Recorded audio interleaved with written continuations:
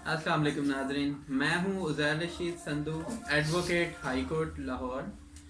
आज का हमारा टॉपिक है एफआईआर और एफआईआर की remedies in case of non registration of FIR आज का हमारा टॉपिक है। चले आए चलते हैं वीडियो की तरफ।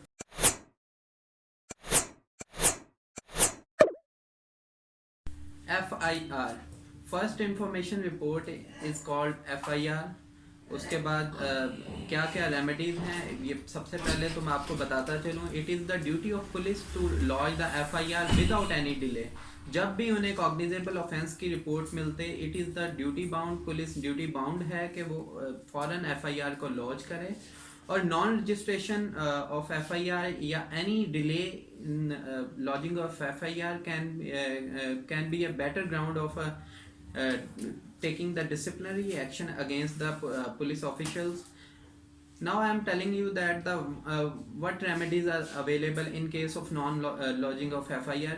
चूँकि पुलिस की ये प्रैक्टिस बन चुकी हुई है, पुलिस का ये रवैया बन चुका हुआ है कि जब भी आप उनके पास किसी भी कॉग्निजेबल ऑफेंस के बारे में कोई इन्फॉर्मेशन लेकर जाते हैं तो वो बहुत सारा डिले कर। सुप्रीम कोर्ट ने अपने बहुत सारे फैसलों में ये करार दिया है कि वक़ुआ की बाबत एफआईआर का लेट इंदराज वक़ुआ को मशकूक बना देता है। अब मैं आपको बताता चलूँ कि एफआईआर ना दर्ज होने की सूरत में आपके पास क्या क्या रेमेडीज़ मौजूद हैं।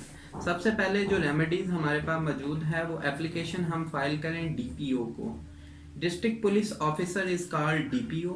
आप एप्लीकेशन वक़ुआ की बाबत डीपीओ को फाइल कर सकते हैं, जिसमें आप जो लोअर ऑफिशियल्स हैं उनकी नेग्लिजेंसी को बताएं और अपने वक़ुआ की बाबत आप एफआईआर का इंदराज करवा सकते हैं। उसके बाद आपके पास सेकंड रेमेडी मौजूद है, आप एप्लीकेशन फाइल कर सकते हैं सीसीपीओ को। City capital police officer is called CCPO.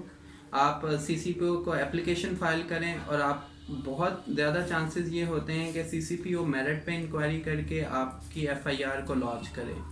उसके बाद आपके पास एक अपॉर्चुनिटी मौजूद है कि आप एप्लीकेशन फाइल करें डीआईजी को। Deputy inspector general of police is called DIG. आप डीआईजी को एप्लीकेशन फाइल करें, उनसे मिलें रेफरेंस के साथ और एफआईआर लॉन्च के हवाले से उनसे बात करें। जो हमारे पास कानूनी रेमेडी एक और मौजूद है वो है हमारे पास writ under section 22A 22B। Additional session जजेस एंड सेशन जजेस जो हैं वो जस्टिस ऑफ पीस के तौर पर काम कर रहे होते हैं।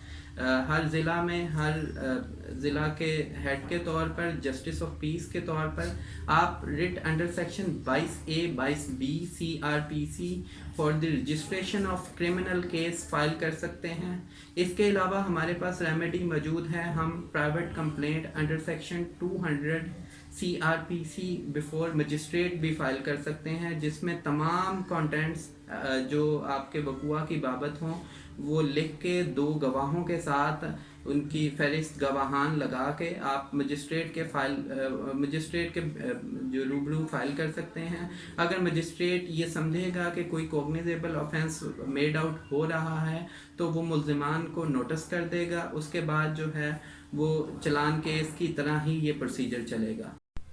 फॉर मोर इन्फॉर्मेशन आप मेरा चैनल उज़ैर रशीद संधू सब्सक्राइब करें और साथ में लगे हुए बेल आइकॉन को दबाना मत भूलिएगा। इसके अलावा आप मुझे फेसबुक पे भी ग्रैब कर सकते हैं। Uzair Rashid Sandhu advocate high court के नाम से मेरा ऑफिशियल पेज मौजूद है। मज़ीद मालूमात के लिए विज़िट करें मेरी वेबसाइट www.uzairrashid.com। इसके अलावा अगर आपको वीडियो पसंद आई है या वीडियो के बारे में अपनी कोई राय देना चाहते हैं तो कमेंट सेक्शन में लाजमी कमेंट कीजिएगा। बहुत शुक्रिया। अल्लाह ताला आपका हामी नासिर।